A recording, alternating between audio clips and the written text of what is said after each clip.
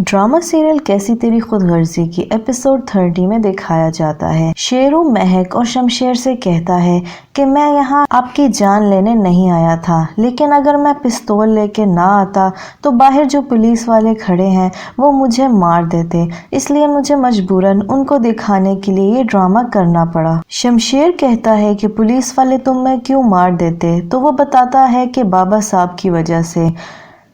तब शमशेर को पता चलता है कि बाबा साहब अभी भी महक के पीछे पड़े हुए हैं और इसको कत्ल करवाना चाहते हैं, लेकिन शेरू कहता है कि आप फिक्र ना करें, मेरी तरफ से इन पर कोई आंच नहीं आएगी। मैं यहाँ पर बस आपसे माफ़ी मांगने आया था, मेरी वजह से आपको जो तकलीफ़ें हुई उसके लिए मैं माजरत चाहता हूँ। अब मेरी ज़िंदगी का कोई पता नहीं, शायद आज या कल में ही मेरी मौत की खबर आपको मिल जाए। शमशेर उससे कहता है कि क्या तुम बाबा साहब के खिलाफ गवाही दोगे?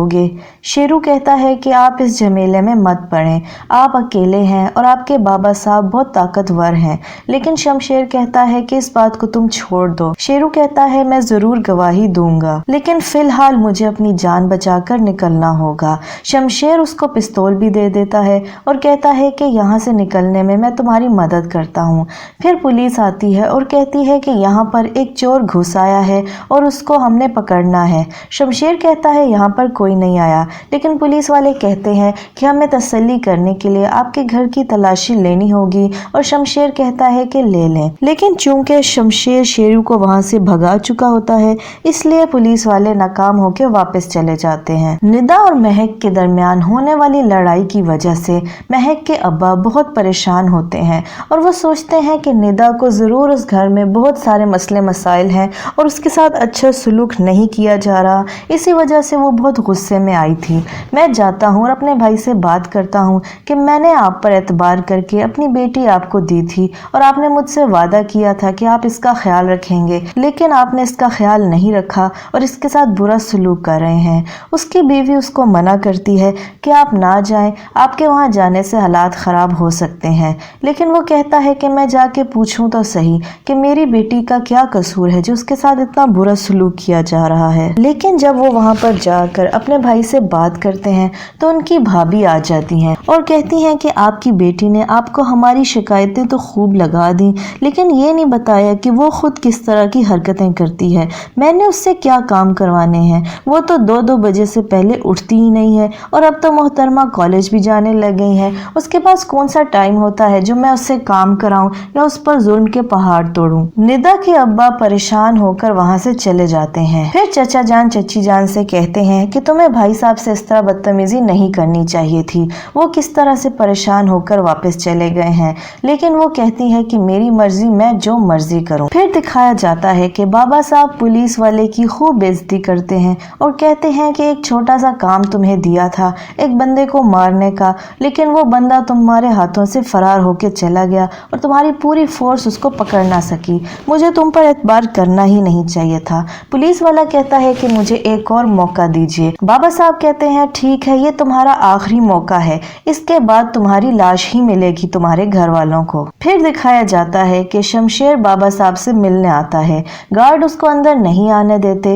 लेकिन वो जबरदस्ती अंदर घुस आता है और बाबा साहब से कहता है कि आखिर हमने आपका क्या बिगाड़ा है, आप नहीं चाहते थे कि आपका मेरी बीवी से कोई ताल्लुक हो, इसलिए मैंने उसकी खातिर सब कुछ छोड़ दिया, यहाँ तक कि अपना खानदान भी छोड़ दिया, आपसे ना कोई माल मांगा, ना कोई दौलत मांगी, अपना हिस्सा तक ना मांगा, एक मामूली सी नौकरी कर रहा हूँ, एक छोटे से घर में रहता हूँ, फिर भी आपको सुकून क्यों नहीं है? क्यों मेरी बीवी के पीछे पड़े हुए हैं? क्यों उसको कत्ल करवाना चाहते हैं? आखिर उसने आपका क्या बिगाड़ा है? बाबा साहब उससे कहते हैं कि तुम्हारे इन इमोशनल ड्रामों से मुझे कोई फर्क नहीं पड़ने वाला, मैंने आज तक हार नहीं मानी और मैं अब भी हार नहीं मानूंगा। शमशेर कहता है कि अगर आपकी यही जिद है तो ठीक है, लेकिन आप भी ये याद रखिएगा कि महक तक पहुँचने के लिए आपको मेरे ऊपर से गुजरना पड़ेगा। जब भी आप महक पर वार करेंगे, आप अपने और महक के दरमियान मुझे ही पाएंगे और अपनी बीवी के लिए मैं किसी रिश्ते का कोई लिहाज नहीं करूंगा। लेकिन उसके जाने के बाद बाबा साहब गुस्से में आने की बजाय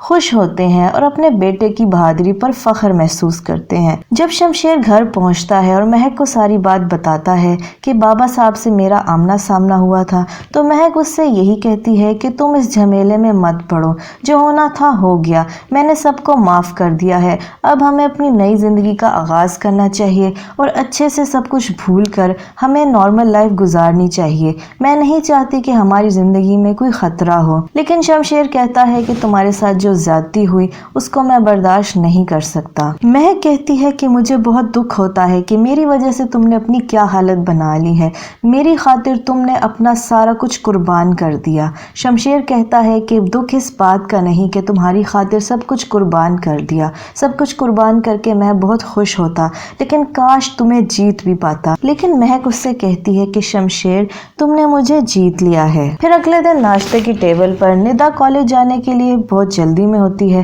اور چائے ڈالتے ہوئے اس سے غلطی سے گر جاتی ہے، تو چچی جان اس سے کہتی ہیں کہ اب جب اپنے باپ کے پاس شکایتیں لے کے جانا تو اس کو اپنے پھوڑ پن کے بارے میں بھی بتانا کہ تم کس طرح کی حرکتیں کرتی ہو۔ ندا کہتی ہے کہ آپ کیا باتیں کر رہی ہیں، میں نے کوئی شکایت نہیں لگائی، آپ کو کوئی غلط فہمی ہوئی ہے۔ تو چچی جان کہتی ہیں یہ معصومیت کا ڈرامہ میرے سامنے مت کرو، تمہاری ماں نے تمہاری کوئی تربیت ہی نہیں کی اور بھگتنا ہمیں پڑ رہا ہے۔